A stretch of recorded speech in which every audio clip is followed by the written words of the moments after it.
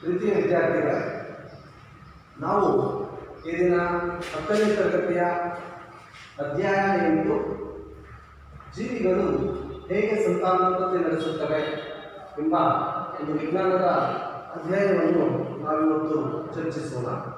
ಈ ದಿನ ನಾವು ಮುಖ್ಯವಾಗಿ ಚರ್ಚಿಸುವಂಥ ಫಲಿತಾಂಶಗಳಿವೆ. ಈ ದಿನದ ಫಲಿತಾಂಶಗಳು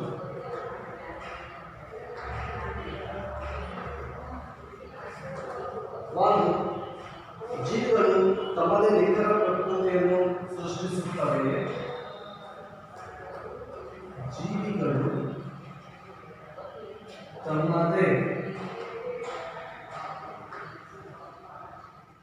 ನಿಖರ ಪ್ರಕೃತಿಯನ್ನು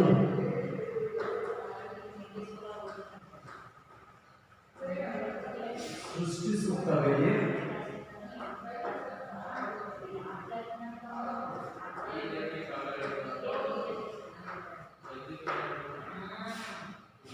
ಭಿನ್ನತೆಯ ಮಹತ್ವ.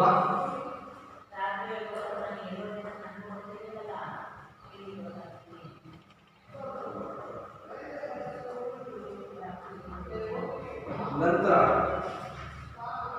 ಏಕಕೋಶ ಜೀವಿಗಳಿಂದ ಬಳಸಲಾದ ಸಂತಾನೋತ್ಪತ್ತಿ ವಿಧಾನಗಳು. ಏಕಕೋಶ ಜೀವಿಗಳಿಂದ ಬಳಸಲಾದ ಸಂತಾನೋತ್ಪತ್ತಿ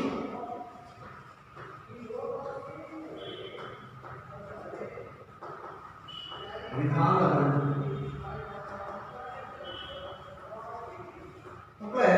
ನಾವು ಇದನ್ನ ಮುಖ್ಯವಾಗಿ ಕಲಿಯುವಂತಹ ಫಲಿತಾಂಶಗಳು. ಈಗ ಪ್ರಕೃತಿಯಲ್ಲಿರುವಂಥ ಎಲ್ಲ ಜೀವಿಗಳು ತಮ್ಮದೇ ಆದಂಥ ನಿಖರ ಒಂದು ಪ್ರಕೃತಿಯನ್ನು ಸೃಷ್ಟಿಸುತ್ತವೆಯೇ ಅಂದರೆ ರೂಪವನ್ನು ಸೃಷ್ಟಿಸುತ್ತವಾ? ನೆಕ್ಸ್ಟ್, ಭಿನ್ನತೆಯ ಮಹತ್ವ ಅಂದರೆ ಇರೋ ಜೀವಿಗಳು ತಮ್ಮದೇ ಒಂದು ರೂಪ ಲಕ್ಷಣಗಳನ್ನು ಮುಂದುವರಿಸ್ತವ ಅಥವಾ ಅವುಗಳಲ್ಲಿ ಏನಾದರೂ ಬದಲಾವಣೆಗಳು ಪ್ರಕೃತಿಗೆ ಅನುಗುಣವಾಗಿ ಇಲ್ಲಿ ಕಾಣ್ತವ ಅಥವಾ ಬದಲಾಗ್ತವ ಅನ್ನೋದನ್ನ ನಾವು ಭಿನ್ನತೆಯ ಮಹತ್ವ ಅಂತ ನೋಡೋಣ. ನಂತರ ಏಕಕೋಶ ಜೀವಿಗಳಿಂದ ಬಳಸಲಾದ ಸಂತಾನೋತ್ಪತ್ತಿ ವಿಧಾನಗಳು ಅಂದರೆ ಹಲವಾರು ಏಕಕೋಶ ಜೀವಿಗಳಲ್ಲಿ ಹೇಗೆ ಸಂತಾನೋತ್ಪತ್ತಿ ನಡೆಯುತ್ತೆ ಆ ಉದಾಹರಣೆ ಸಹಿತ ವಿಧಾನಗಳನ್ನು ನಾವು ಈ ಒಂದು ದಿನದಲ್ಲಿ ಚರ್ಚಿಸೋಣ. ಮಕ್ಕಳೇ, ನಮಗೆಲ್ಲರಿಗೂ ಗೊತ್ತಿದೆ, ಪಾಠದ ಹೆಸರು ನಾವೇನು ಹೇಳ್ತಾ ಇದ್ವಿ? ಸಂತಾನ ಉತ್ಪತ್ತಿ. ಜೀವಿಗಳಲ್ಲಿ ನಾವು ಜೀವನ ಕ್ರಿಯೆಗಳು ಅಂತ ಹೇಳಬೇಕಾದ್ರೆ ನಮಗೆಲ್ಲ ಜೀವಿ ನಿರ್ಜೀವಿಗಳಲ್ಲಿ ಅಥವಾ ಜೀವನ ಕ್ರಿಯೆಗಳು ಹೇಳಬೇಕಾದ್ರೆ ಜೀವಿಗಳ ಲಕ್ಷಣಗಳು ಹೇಳಬೇಕಾದ್ರೆ ನಾವು ಜೀವಿಗಳು ಉಸಿರಾಡುತ್ತವೆ, ಜೀವಿಗಳಿಗೆ ಆಹಾರದ ಅವಶ್ಯಕತೆ ಇದೆ, ಜೀವಿಗಳಲ್ಲಿ ಬೆಳವಣಿಗೆ ನಡೆಯುತ್ತದೆ, ಜೀವಿಗಳಲ್ಲಿ ರಕ್ತ ಪರಿಚಲನೆ ನಡೆಯುತ್ತದೆ ಅಲ್ಲಪ್ಪ ಅಂತ ಹೇಳಬೇಕಾದ್ರೆ ನಾವು ಅನ್ನೊಂದು ಅಂಶ ಇರ್ತೀವಿ. ಜೀವಿಗಳಲ್ಲಿ ಸಂತಾನೋತ್ಪತ್ತಿ ನಡೆಯುತ್ತದೆ, ಜೀವಿಗಳಲ್ಲಿ ಸಂತಾನೋತ್ಪತ್ತಿ ನಡೆಯುವುದಿಲ್ಲ. ಅಂದರೆ ಜೀವನ ಕ್ರಿಯೆಗಳಲ್ಲಿ ಸಂತಾನೋತ್ಪತ್ತಿಯನ್ನೂ ಕೂಡ ಒಂದು ಜೀವನ ಕ್ರಿಯೆ ಅಂತ ಹೇಳಿ ನಾವು ಭಾವಿಸಿದ್ದೇವೆ.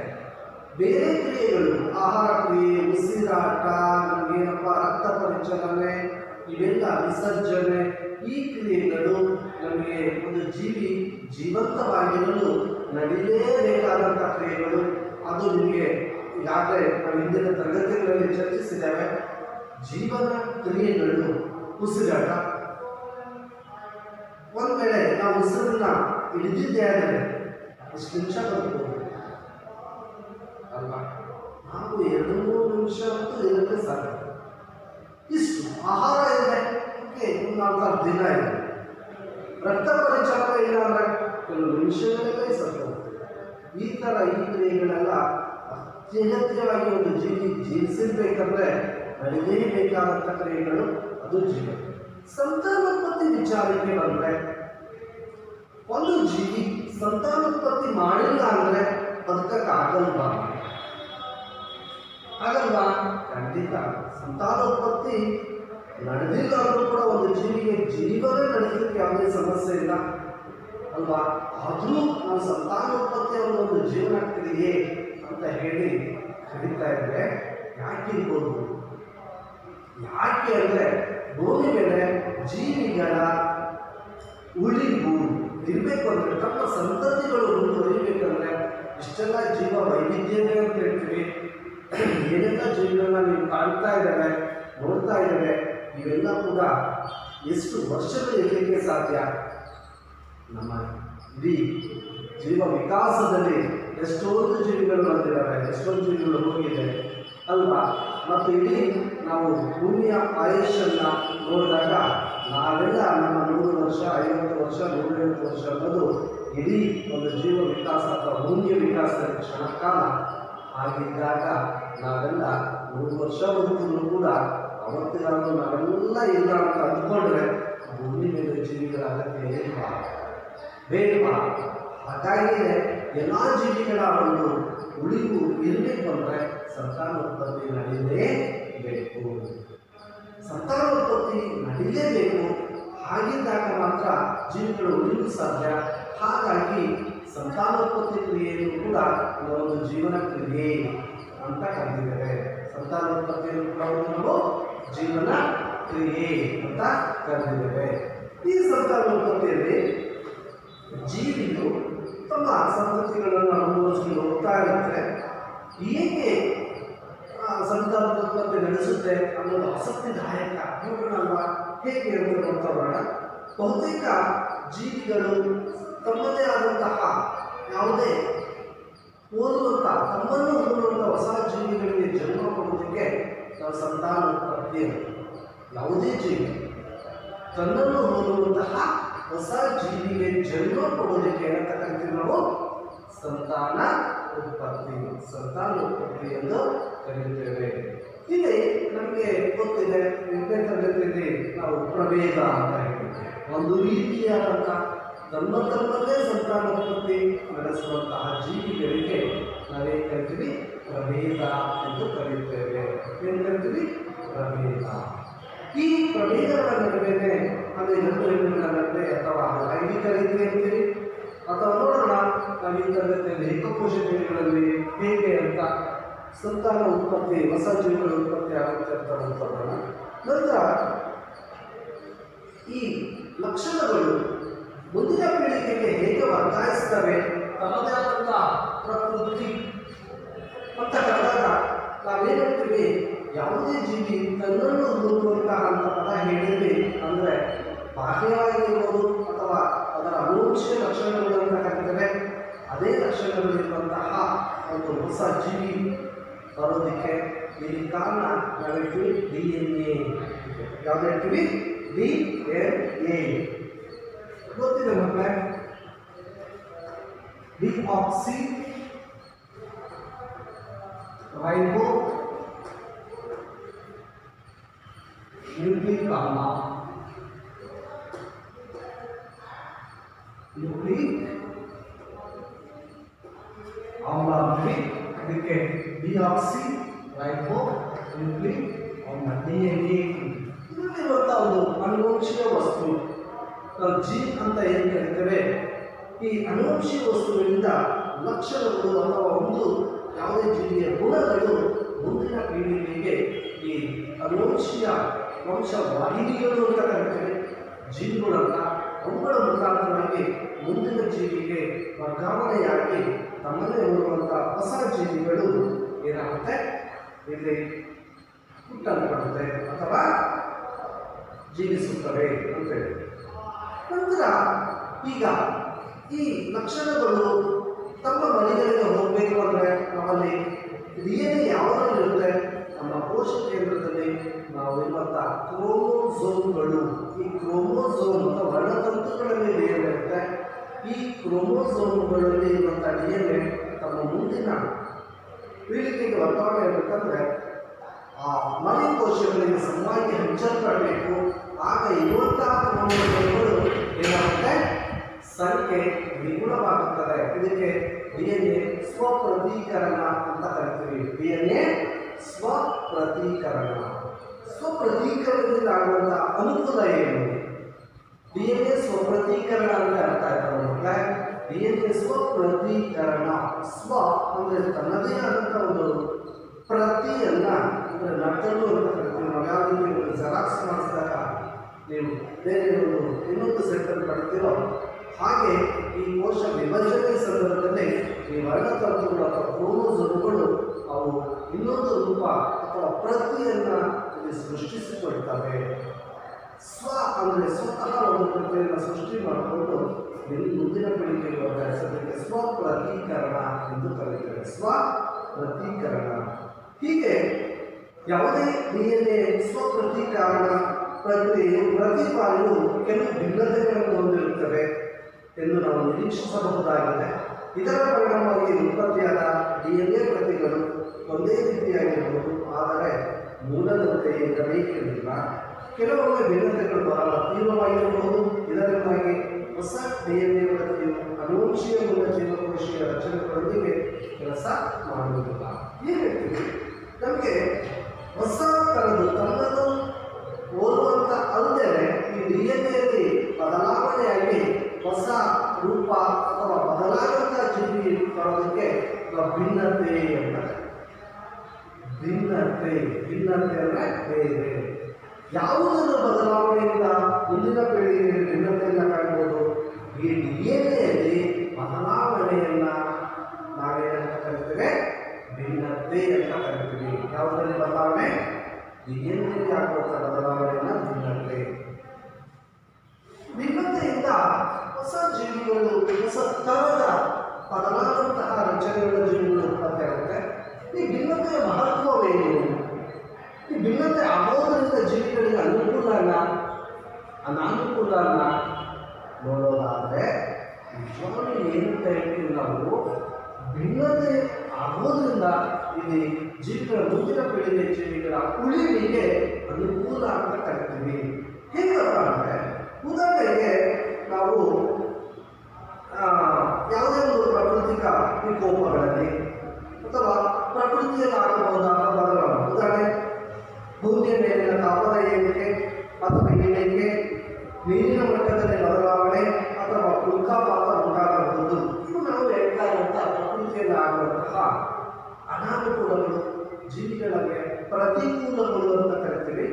ಇಂಥ ಉದಾಹರಣೆಗಳು ಅಥವಾ ಸನ್ನಿವೇಶಗಳು ಸಂಬಂಧಿಸಿದಾಗ ಈ ರೀತಿಯಾದಂಥ ಬದಲಾವಣೆಗಳು ಜೀವಿಗಳ ಒಂದು ಆವಾಸದ ಮೇಲೆ ತೀವ್ರವಾದ ಬದಲಾವಣೆಗಳಿಗೆ ಗುರಿಯಾಗಿ ಅವು ನಶಿಸಿ ಹೋಗಬಹುದು. ಈ ಥರ ಯಾವುದೋ ಒಂದು ದಿಢೀರನೆ ತಾಪದ ಏರಿಕೆ ಅಥವಾ ತಾಪದ ಇಳಿಕೆ, ಉಲ್ಕಾಪಾತ ಅಂದ್ರಪ್ಪ ಏನೇ ಈ ಥರ ನೀರಿನ ಮಟ್ಟದಲ್ಲಿ ವ್ಯತ್ಯಾಸ, ಉಷ್ಣಾಂಶದಲ್ಲಿ ಏರಿಕೆ ಇಳಿಕೆ ಆದಾಗ ಆ ಜೀವಿಗಳ ಆವಾಸದ ಮೇಲೆ ಪ್ರಭಾವ ಬೀರಿ ಜೀವಿಗಳು ನಶಿಸಿ ಹೋಗಬಹುದು. ಈ ಥರ ಒಂದು ವೇಳೆ ಒಂದು ಸಮ ಶೀತೋಷ್ಣದಲ್ಲಿ ನೀರಿನಲ್ಲಿ ಬ್ಯಾಕ್ಟೀರಿಯಾ ಸಮುದಾಯವನ್ನು ವಾಸಿಸುತ್ತಿದ್ದು ಮತ್ತು ಜಾಗತಿಕ ತಾಪದ ಏರಿಕೆಯಿಂದಾಗಿ ನೀರಿನ ತಾಪ ಏರಿಕೆಯಾದರೆ ಇವುಗಳಲ್ಲಿ ಭೌತಿಕ ಬ್ಯಾಕ್ಟೀರಿಯಾಗಳು ಸಾಯಬಹುದು. ಆದರೆ ಶಾಖವನ್ನು ನಿರೋಧಿಸುವ ಕೆಲವು ರೂಪಾಂತರಗಳು ಉಳಿದುಕೊಳ್ಳಬಹುದು ಮತ್ತು ಸಂತಾನೋತ್ಪತ್ತಿ ನಡೆಸಬಹುದು. ಹೀಗೆ ಕೆಲವು ಭಿನ್ನತೆಯ ಪ್ರಭೇದಗಳು ಬದುಕುಳಿಯಲು ಉಪಯುಕ್ತವಾಗಿವೆ.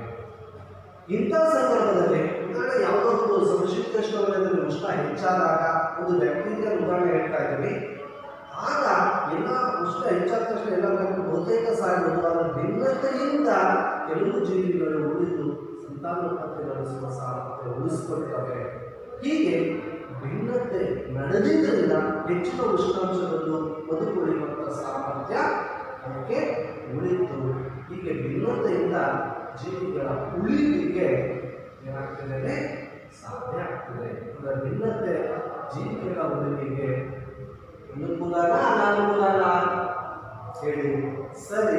ಈ ಭಿನ್ನತೆಯು ಜೀವಿಗಳ ಉಳಿವಿಗೆ ಅನುಕೂಲಕರವಾಗಿದೆ. ಉದಾಹರಣೆ ಸಹಿತ ಅಂದರೆ ನೀವು ಈ ಥರ ಒಂದು ಸಮಶೀತೋಷ್ಣವಲಯದ ಒಂದು ಬ್ಯಾಕ್ಟೀರಿಯಾ ಉಷ್ಣತೆ ಏರಿಕೆಯಿಂದಾಗಿ ಹೇಗೆ ಭಿನ್ನತೆಯ ಒಳಗಾದಂಥ ಜೀವಿಗಳು ಬದುಕುಳಿಯುತ್ತೆ ಅನ್ನೋ ಒಂದು ಉದಾಹರಣೆ ಸಹಿತ ನೀವು ಅದನ್ನು ವಿವರಿಸಬೇಕು. ಅದರ ಮಕ್ಕಳೇ ಮುಂದಿನ ಒಂದು ಕಲಿಕಾಂಶ ಹೋಗೋಣಲ್ಲ.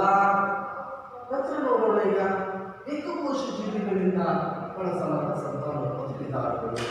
ನಮಗೆ ಏಕಕೋಶ ಜೀವಿಗಳು ಎಲ್ಲರಿಗೂ ಗೊತ್ತಿದೆ. ಒಂದೇ ಒಂದು ಕೋಶದಿಂದ ಆದಂತಹ ಜೀವಿಗಳಿಗೆ ಏನಂತ ಕರಿತೀವಿ ಹೇಳಿ? ಏಕಕೋಶ ಜೀವಿಗಳು ಎಂದು ಕರೆಯುತ್ತೇವೆ. ಈ ಏಕಕೋಶ ಜೀವಿಗಳಲ್ಲಿ ಹೇಗೆ ಸಂತಾನೋತ್ಪತ್ತಿ ನಮ್ಮ ಕಣ್ಣಿಗೆ ಕಾಣಲ್ಲ ಅಥವಾ ಸೂಕ್ಷ್ಮ ಜೀವಿಗಳಲ್ಲಿ ಸಂತಾನೋತ್ಪತ್ತಿ ವಿಧಾನಗಳು ಹೇಳ್ತಾ ಬರ್ತೀವಿ. ನಮಗೆ ನಾನು ಉದಾಹರಣೆ ಸಹಿತ ವಿಧಾನ ನೀಡಿದ ಒಂದೇ ವಿಧಾನ ಉದಾಹರಣೆ ಅಮೀಬಾ ಅಂತ ಒಂದು ಜೀವಿ. ಅಮೀಬಾ ಮತ್ತು ಇನ್ನೊಂದು ಉದಾಹರಣೆ ವಿಶ್ವೇನಿಯಾ ಅಂತ.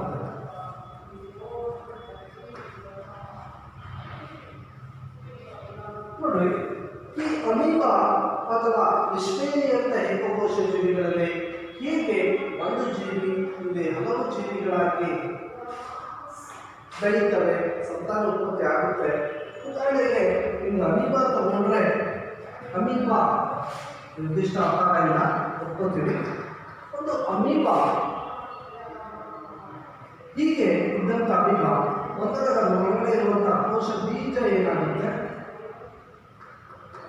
ಎರಡಾಗ್ತಾ ಬರುತ್ತೆ.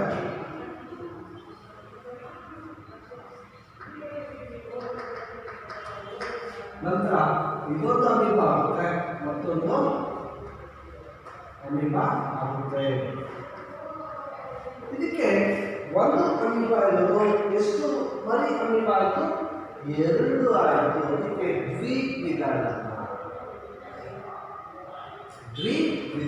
ಅದರ ಏನು ಪೊರೆ ಇತ್ತು, ಕೋಶ ಪೊರೆ ಅದು, ಮತ್ತು ಕೋಶ ಕೇಂದ್ರ ಏನಿತ್ತು, ಕೋಶ ಕೇಂದ್ರ ಏನಾಗುತ್ತೆ. ನಂತರ ಆ ಕೋಶ ಪೊರೆಯನ್ನು ಕೂಡ ಸಂಕುಚಿಸಿ 2 ಅಮೀಬಾಗಳಾಗಿ ಏನಾಗುತ್ತೆ, ಬೆಳೆಯುತ್ತೆ. ಇದನ್ನ ದ್ವಿವಿದಳನ ಎಂದು ಕರೆಯುತ್ತೇವೆ. ಹೌದಲ್ವಾ? ನಂತರ ಇನ್ನೊಂದು ವಿಶ್ವೇನಿಯಾ ಅಂತ ನಮಗೆ ಒಂದು ಉದಾಹರಣೆ ಹೇಳ್ತೇವೆ. ಕಾಲ ಅಜಾರ್ ರೋಗಕ್ಕೆ ಕಾರಣವಾದಂಥ ಜೀವಿ ಅಂತ ಕರೀತಾರೆ. ವಿಶ್ವೇನಿಯಾ ಅಂತ ಕರೀತೀವಿ. ಕಾಲ ಅಜಾರ್ ಒಂದು ಕಾಯಿಲೆಗೆ ಕಾರಣವಾದಂಥ ಸೂಕ್ಷ್ಮ ಜೀವಿ ವಿಶ್ವೇನಿಯಾ. ಈ ವಿಶ್ವೇನಿಯಾ ಹೀಗಿದೆ, ಅದರ ರಚನೆ ತನ್ನ ದೇಹದ ಒಂದು ತುದಿಯಲ್ಲಿ ಚಾವಟಿಯಂತಹ ರಚನೆ ಹೊಂದಿದೆ. ಯಾವುದೇ ಒಂದು ಚಾವಟಿ ಅಂತ ರಚನೆ. ಇದಕ್ಕೆ ನಾವು ಮತ್ತು ಕೋಶ ಕೇಂದ್ರ,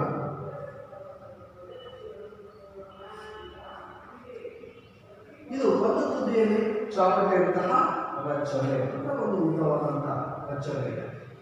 ಇದು ಕ್ರಮೇಣ ಮತ್ತೆ ಈ ದೇಹದ ರಚನೆ ಉದ್ದವಾದ ರಚನೆ ಏನಿತ್ತು, ಇಂತಹ ಜೀವಿಯಲ್ಲಿ ದ್ವಿವಿದಳಗಳ ದೈಹಿಕ ರಚನೆಗಳ ಅನುಸಾರವಾಗಿ ಒಂದು ಜೀವಿ ಇಲ್ಲಿ 2 ಭಾಗಗಳಾಗಿ ವಿಭಜಿಸಿ 2 ಜೀವಿಗಳಾಗಿ ವಿಭಜಿಸಿ ಬೆಳೆಯುತ್ತೆ. ಇದನ್ನೇ ನಾವು ದ್ವಿವಿದಳನ ಅಂತ ಕರಿತೀವಿ. ಇದು ಕೂಡ ಅಷ್ಟೇ. ಈ ಥರ ಒಂದು ಜೀವಿ ಇರುವಂಥದ್ದು ಕ್ರಮೇಣ ಅದರ ಮಧ್ಯಭಾಗದಲ್ಲಿ ಬೆಳೆದು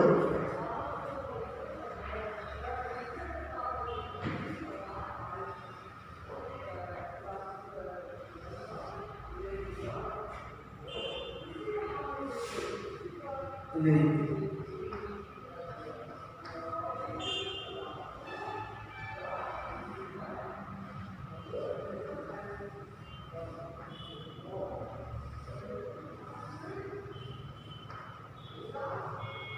ಕ್ರಮೇಣ ಏನಾಗುತ್ತೆ,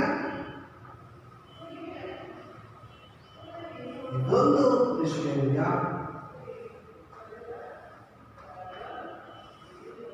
ನೋಡೀಗ ಎಷ್ಟಾದೀಗ 1ರಿಂದ 2 ನಮಗೆ ವಿಶ್ವೇನಿಯಾಗಳು ಅಂದರೆ ವಿಭಜನೆ ಆಗುತ್ತೆ. ಇದನ್ನೇ ನಾವು ದ್ವಿವಿದಳನ ಎಂದು ಕರೆಯುತ್ತೇವೆ. ವಿಧಾನ ದ್ವಿವಿದಳನ. ನೆಕ್ಸ್ಟ್ ಈ ಪ್ಲಾಸ್ಮೋಡಿಯಂ ಅಂತ ಒಂದು ಉದಾಹರಣೆ ತಗೊಂಡಾಗ ನಾವು ಬಹುವಿದಳನ ಅಂತ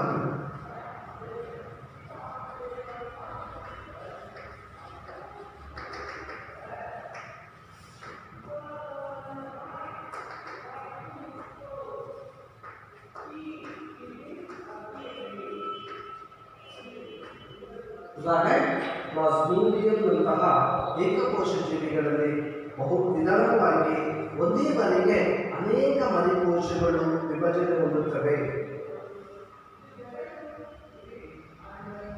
ಪ್ಲಾಸ್ಮೋಡಿಯಂ ಅಂತ ಏನು ಹೇಳ್ತೀವಿ ಅದು ಒಂದು ಏಕಕೋಶ ಜೀವಿಗೆ. ಈ ಪ್ಲಾಸ್ಮೋಡಿಯಂನಲ್ಲಿ ನಮಗೆ ಒಂದೇ ಸಾರಿಗೆ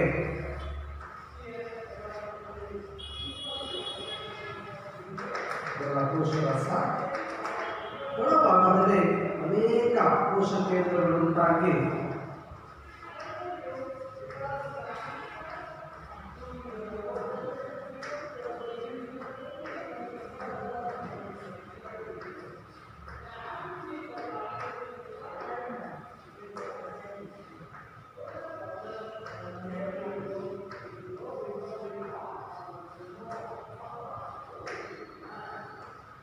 ಈ ರೀತಿಯಾಗಿ ಒಂದು ಸರಿಗೆ ಇದು ವಿಭಜಿಸಿದಾಗ ಇದರ ಮರಿಕೋಶಗಳು ನಮಗೆ ಅನೇಕ ಸ್ವತಂತ್ರ ಪ್ಲಾಸ್ಮೋಡಿಯಂಗಳು ಏನಾಗ್ತವೆ ಹೊರ ಬರ್ತವೆ.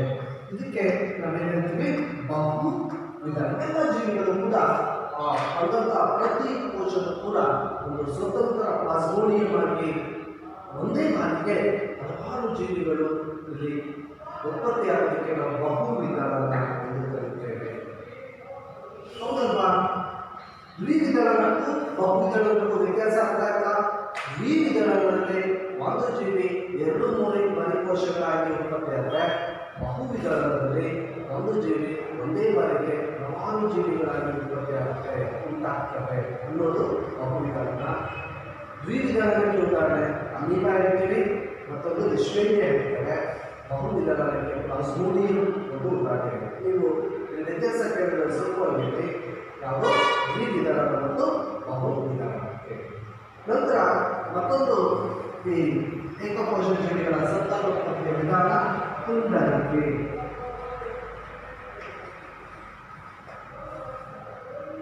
ತುಂಡರಿಕೆ ಅನ್ನೋ ತಕ್ಷಣ ಹೆಸರು ಬರ್ತಾ ಇದೆ. ಇಲ್ಲಿ ಕೆಲವು ಜೀವಿಗಳ ದೇಹವನ್ನು ನಾವು ಅನೇಕ ತುಂಡುಗಳಾಗಿ ವಿಭಜಿಸಲು ಕತ್ತರಿಸಿದರೂ ಒಂದೊಂದು ಭಾಗವು ಕೂಡ ಹೊಸ ಜೀವಿಯಾಗಿ ಏನಾಗುತ್ತೆ ಬೆಳೆಯುತ್ತದೆ. ಉದಾಹರಣೆ ಸ್ಪೈರೋಗೈಲಾ ಅಂತ ಹೇಳ್ತೀವಿ. ಇದು ನಮಗೆ ಸಣ್ಣ ಸಣ್ಣ ತುಂಡುಗಳಾಗಿ ವಿಭಜನೆ ಹೊಂದುತ್ತದೆ. ಈ ತುಂಡುಗಳು ಮತ್ತು ತುಣುಕುಗಳು ಹೊಸ ಜೀವಿಗಳಾಗಿ ಬೆಳೆಯುತ್ತವೆ. ಯಾವುದು? ಸ್ಪೈರೋಗೈಲಾ. ನಾನೇ ಸ್ಪೈರೋಗೈಲಾ.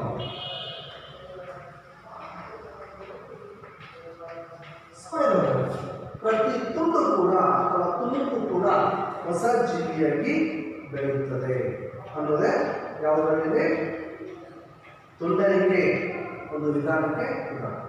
ಮತ್ತೊಂದು ಪುನಃ ಉತ್ಪಾದನೆ.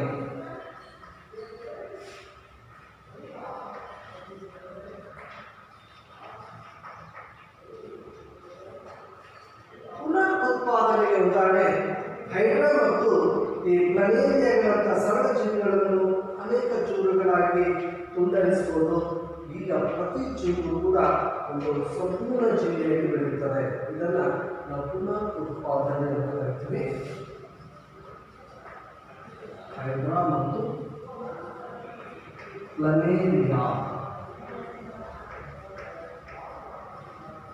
ಹೈಡ್ರಾ ಮತ್ತು ಪ್ಲನೇರಿಯಾ ಇವು ಪ್ರತಿ ತುಣುಕು ಕೂಡ ಹೊಸ ಜೀವಿಗಳಾಗಿ ಉತ್ಪತ್ತಿಯಾಗುತ್ತವೆ. ನಂತರ ಇನ್ನೊಂದು ಮಗುವಿಕೆ.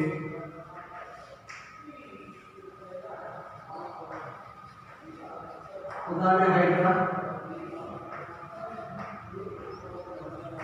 ನೋಡಿ. ಹೈಡ್ರಾದಲ್ಲಿ ಒಂದು ಭಾಗದಲ್ಲಿ ಒಂದು ಮೊಗ್ಗಿನ ರೀತಿಯಲ್ಲಿ ಒಂದು ಭಾಗ ಉತ್ಪತ್ತಿಯಾಗಿ ಅದು ತಾಯಿಯ ದೇಹದಿಂದ ಅಥವಾ ಪ್ರೌಢಜೀವಿಯಿಂದ ಬೇರ್ಪಟ್ಟು ಅದು ಮರಿಕೋಶವಾಗಿ ಸ್ವತಂತ್ರ ಜೀವಿಯಾಗಿ ಬೆಳೆಯುತ್ತದೆ. ಇದನ್ನ ಮೊಗ್ಗುವಿಕೆ ಅಂತ ಕರಿತೀವಿ. ಮೊಗ್ಗುವಿಕೆ. ನಂತರ ಕಾಯಜ ಸಂತಾನೋತ್ಪತ್ತಿ ಅಂತ ಹೇಳ್ತೀವಿ.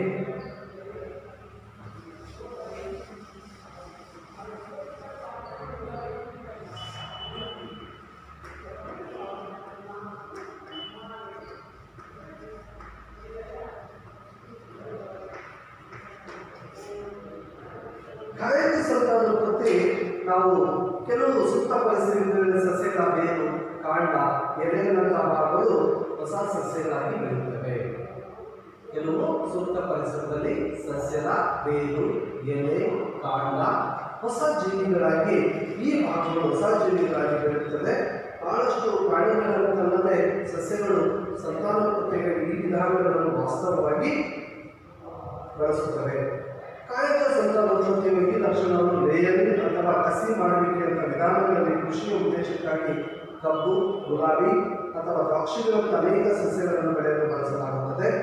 ಕಾಯಕ ಸಂತಾನೋತ್ಪತ್ತಿಯಿಂದ ಬೆಳೆಸಿದ ಸಸ್ಯಗಳು ಬೀಜಗಳಿಂದ ಬೆಳೆಸಿದ ಸಸ್ಯಗಳಿಗಿಂತ ಮುಂಚಿತವಾಗಿ ಹೂವುಗಳನ್ನು ಮತ್ತು ಹಣ್ಣುಗಳನ್ನು ನೀಡುತ್ತವೆ. ನೀವು ಕಬ್ಬು, ಗುಲಾಬಿ, ರೇಷ್ಮೆ ಅಂತ ಗಿಡಗಳಲ್ಲಿ ನಾವು ಕಾಂಡವನ್ನು ಕತ್ತರಿಸಿ ಎಷ್ಟು ತುಂಡುಗಳನ್ನು ಇಡ್ತೇವೋ ಅಷ್ಟು ಹೊಸ ಸಸ್ಯಗಳು ಬೆಳೆಯುತ್ತೆ. ಇದು ಬೀಜಗಳನ್ನು ಇಟ್ಟು ಬೆಳೆಸುವಂಥ ಸಸ್ಯಗಳಿಗಿಂತ ಬೇಗನೆ ಏನಾಗುತ್ತೆ, ಹೂ ಮತ್ತು ಹಣ್ಣುಗಳನ್ನು ಬಿಡುತ್ತವೆ. ಬಾಳೆ, ಕಿತ್ತಳೆ, ಗುಲಾಬಿ, ಮಲ್ಲಿಗೆಗಳಂಥ ಬೀಜಗಳನ್ನು ಉತ್ಪತ್ತಿ ಮಾಡುವ ಸಾಮರ್ಥ್ಯವನ್ನು ಕಳೆದುಕೊಂಡ ಸಸ್ಯಗಳಲ್ಲಿ ಈ ವಿಧಾನಗಳು ಸಂತಾನೋತ್ಪತ್ತಿಯನ್ನು ಸಾಧಿಸುತ್ತವೆ. ಕಾಯಕ ಸಂತಾನೋತ್ಪತ್ತಿ ಇನ್ನೊಂದು ಅನುಕೂಲವೆಂದರೆ ಉತ್ಪತ್ತಿಯಾದ ಎಲ್ಲ ಸಸ್ಯಗಳು ಅನುವಂಶವಾಗಿ ಪೋಷಕ ಸಸ್ಯಗಳನ್ನು ಮತ್ತು ಎಲ್ಲ ಲಕ್ಷಣಗಳೊಂದಿಗೆ ಒಟ್ಟಿಗೆ ಹೋಗುತ್ತವೆ. ಅರ್ಥಾತ್ ಕಾಯಕ ಸಂತಾನೋತ್ಪತ್ತಿ ಅಂದರೆ ಸಸ್ಯದ ಹೂವು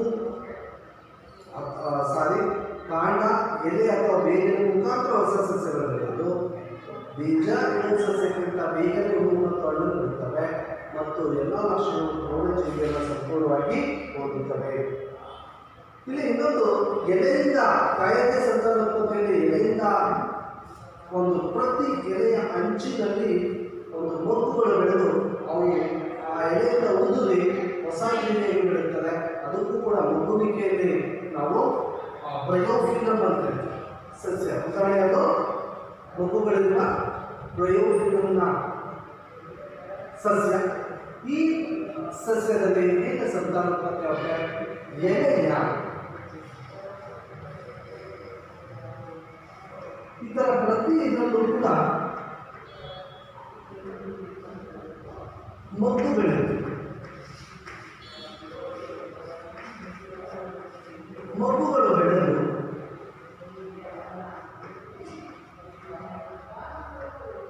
ಪ್ರತಿ ಅದು ಸ್ವತಂತ್ರ ಬೇರ್ಪಟ್ಟು ಪ್ರೌಢಜೀವಿಯಿಂದ ಬೇರ್ಪಟ್ಟು ಅದು ಹೊಸ ಜೀವಿಯಾಗಿ ಅಥವಾ ಸ್ವತಂತ್ರ ಜೀವಿಯಾಗಿ ಬೆಳೆಯುತ್ತದೆ. ಇದು ನಾವು ಹೂವಿಕೆ ಅಂತ ಕರಿತೀವಿ.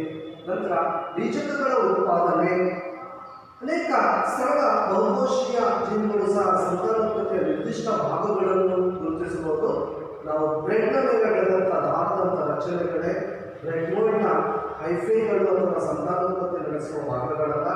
ಬದಲಾಗಿ ಕಡ್ಡಿಯ ಮೇಲಿರುವ ಚಿಕ್ಕ ದುಂಡಗಿನ ರಚನೆಗಳು ಸಂತಾನೋತ್ಪತ್ತಿ ಭಾಗಿಸಿವೆ. ಈ ಬೂಸ್ಟ್ ಅಂತ ಏನು ನಾವು ಆಹಾರ ಪದಾರ್ಥಗಳು ಬೆಳೆದಿರ್ತೀರ ಅದರ ಮೇಲೆ ಒಂದು ದುಂಡಗಿನ ರಚನೆಗಳಲ್ಲಿ ನಾವು ಸಣ್ಣ ಬೀಜಧಾನಿಗಳು ಅಂತ ಕರಿತೀವಿ.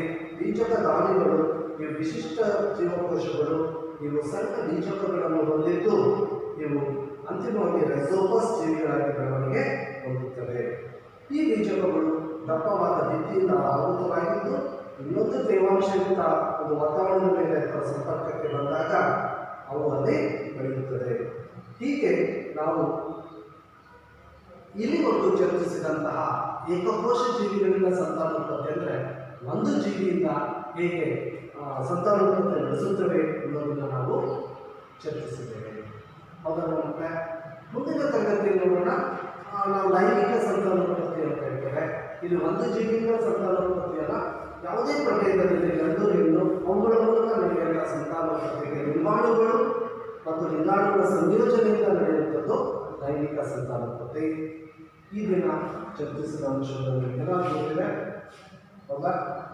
ನಾವು ಈಗ ಅದಾದ ಮೇಲೆ ನಿಮಗೊಂದು ತಾಂತ್ರಿಕ ಪ್ರಶ್ನೆಗಳನ್ನು ನಾನು ನೀಡಿದ್ದೇನೆ. ಎಲ್ಲರೂ ಕೂಡ ಉತ್ತರಿಸಬೇಕಾಗಿ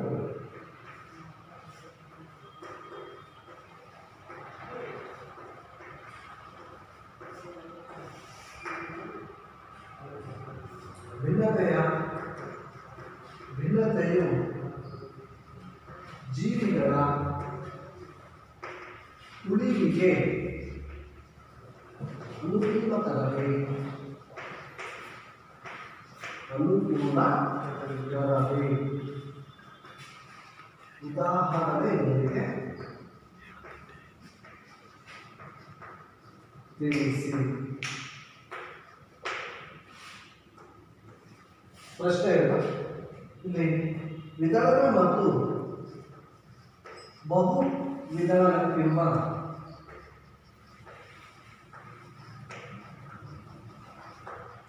ವ್ಯತ್ಯಾಸವೇನು?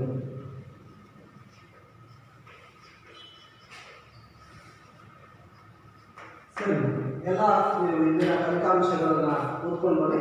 ಮುಂದಿನ ತರಗತಿಯಲ್ಲಿ ನಾವು ಲೈಂಗಿಕ ಸಂತಾನೋತ್ಪತ್ತಿಯ ಬಗ್ಗೆ ಚರ್ಚಿಸೋಣ. ಎಲ್ಲರಿಗೂ ಧನ್ಯವಾದ.